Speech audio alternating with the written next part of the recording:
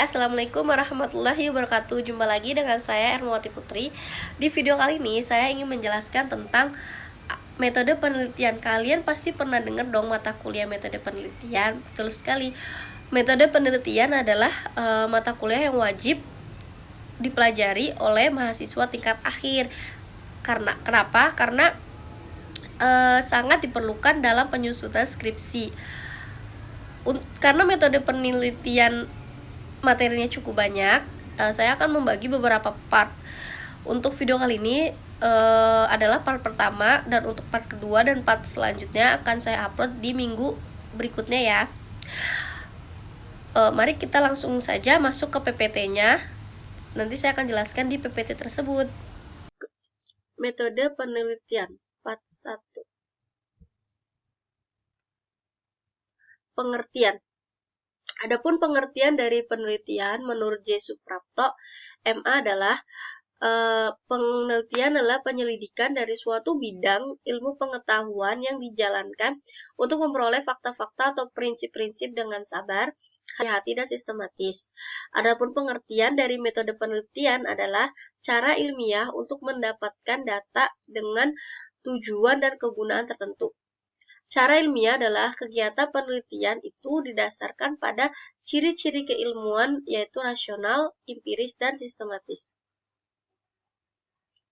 Adapun pengertian dari rasional, yaitu penelitian dilakukan dengan cara yang masuk akal sehingga terjangkau oleh penalaran manusia.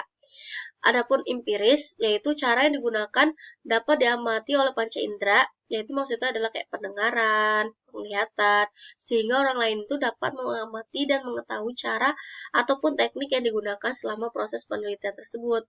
Adapun sistematis, yaitu proses yang digunakan melalui langkah-langkah sistematis tertentu yang bersifat logis. Adapun tujuan penelitian, yaitu penemuan. Data yang diperoleh dari penelitian tersebut benar-benar baru, yang sebelumnya belum pernah diakui. Pembuktian. Data yang diperoleh digunakan untuk membuktikan adanya keraguan terhadap informasi atau pengetahuan tertentu. Pengembangan, yaitu memperdalam dan memperluas pengetahuan yang telah ada. Klasifikasi penelitian. Penelitian berdasarkan pendekatan yang dipakai ada dua, yaitu penelitian kuantitatif dan penelitian kualitatif. Pengertian sendiri dari kuantitatif menurut Wunsch, yaitu sebagai penelitian berdasarkan pengalaman empiris yang mengumpulkan data-data berbentuk angka yang dapat dihitung dan berbentuk numerik. Adapun pengertian dari penelitian kualitatif menurut Saryono pada tahun 2010, penelitian kualitatif merupakan penelitian yang digunakan untuk menyelidiki, menemukan, menggambarkan, dan menjelaskan kualitas atau keistimewaan dari pengaruh sosial yang tidak dapat dijelaskan, diukur, ataupun digambarkan melalui pendekatan kuantitatif. Masing-masing pendekatan memiliki paradigma ataupun asumsi karakteristiknya sendiri-sendiri. Kedua pendekatan penelitian dapat dilakukan dengan cara simultan dan saling mengisi sesuai dengan yang dapat diwujudkan proses penelitian yang komprehensif. Penelitian ditinjau berdasarkan pemakaiannya. Penelitian ditinjau berdasarkan pemakaiannya itu dibagi menjadi dua, ada penelitian murni dan penelitian terapan. Penelitian murni dilakukan dengan tujuan untuk mengembangkan teori kegunaan ilmiah yang langsung dipraktekkan dan tidak memperhatikan. Jenis penelitian ini hanya bersifat teori, karena mereka hanya berusaha meningkatkan pemahaman manusia tentang fenomena tertentu atau perilaku tertentu. Seperti contohnya, komputer saat ini tidak akan ada tanpa penelitian murni yang dilakukan para ahli matematika seabad yang lalu. Walaupun pada saat itu tidak ada aplikasi praktis untuk informasi tersebut, penelitian murni memang jarang membantu orang dalam kehidupan sehari-hari mereka, tetapi dapat merangsang cara berpikir baru yang berpotensi meningkatkan aplikasi praktis di masa depan.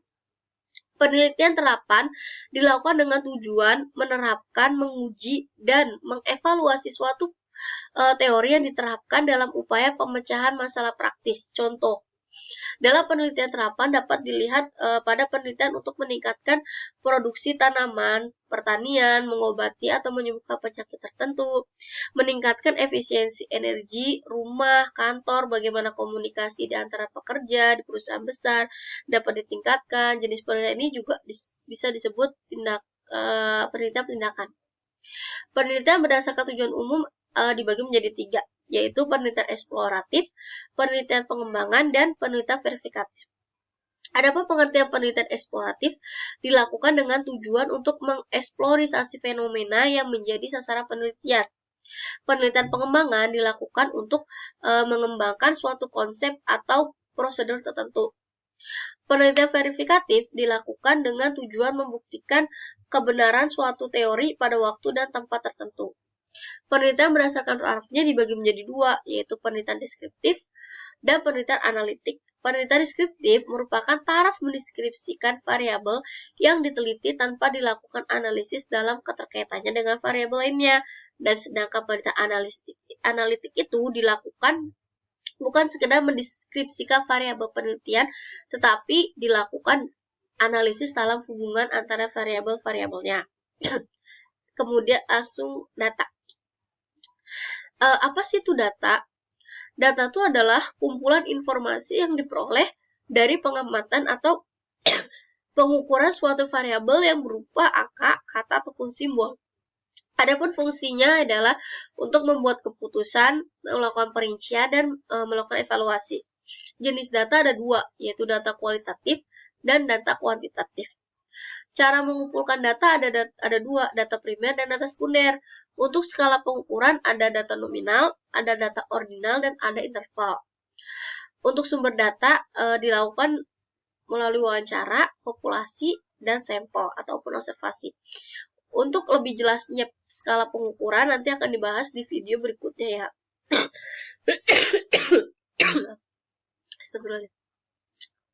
Kita langsung masuk ke jenis-jenis data. Jenis-jenis data yang pertama ada data kualitatif.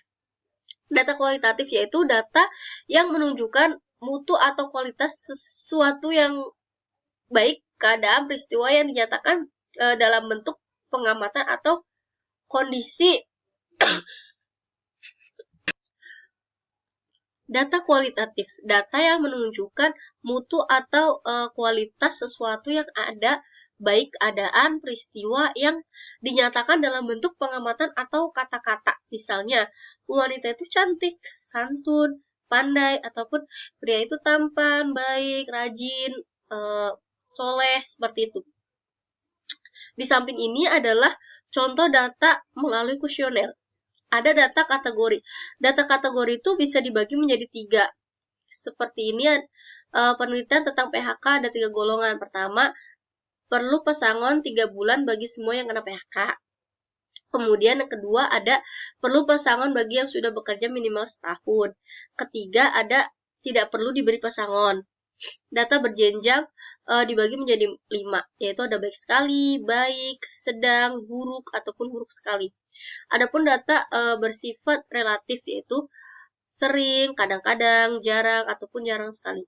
Data kualitatif bisa dikuantitatifkan ataupun dibuat angka dalam bentuk orisinal maupun ranking. Data ini diperoleh melalui wawancara dan bersifat subjektif.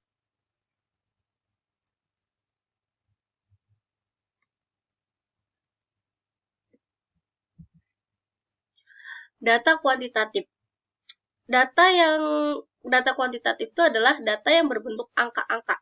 Misal, laba 3M, EPS sama dengan 0,2, manajemen laba yaitu dari rumus. Di bidang penelitian, data kualitatif dibagi menjadi 3, yaitu variabel pembentuk data, yaitu variabel nominal, variabel ordinal, dan variabel scale. Untuk penjelasan lebih rinci dan lebih jelasnya akan saya jelaskan di video berikutnya.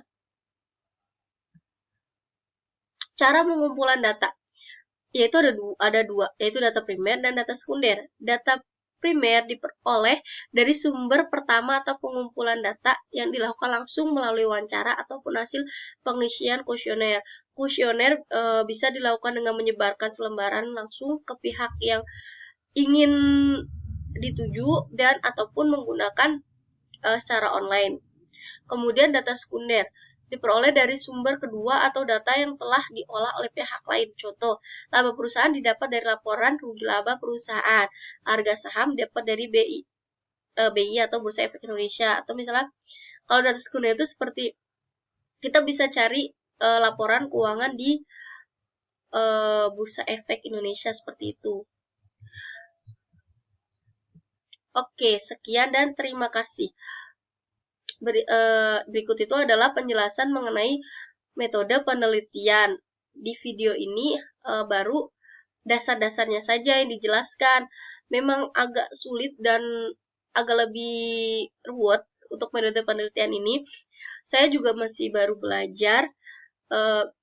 Semoga di video berikutnya akan jauh lebih baik lagi dari saya dalam penyampaian materi dan pemahaman yang lebih baik lagi dari saya.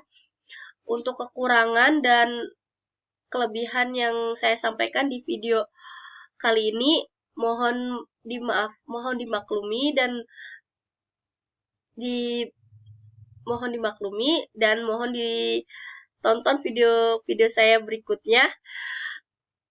Apabila ada tutur kata saya yang kurang sopan ataupun penjelasan maupun PPT saya yang kurang banyak materinya, mohon dibantu untuk masukan-masukannya. Semoga di video-video berikutnya saya dapat membuat video yang jauh lebih baik lagi dari yang sekarang.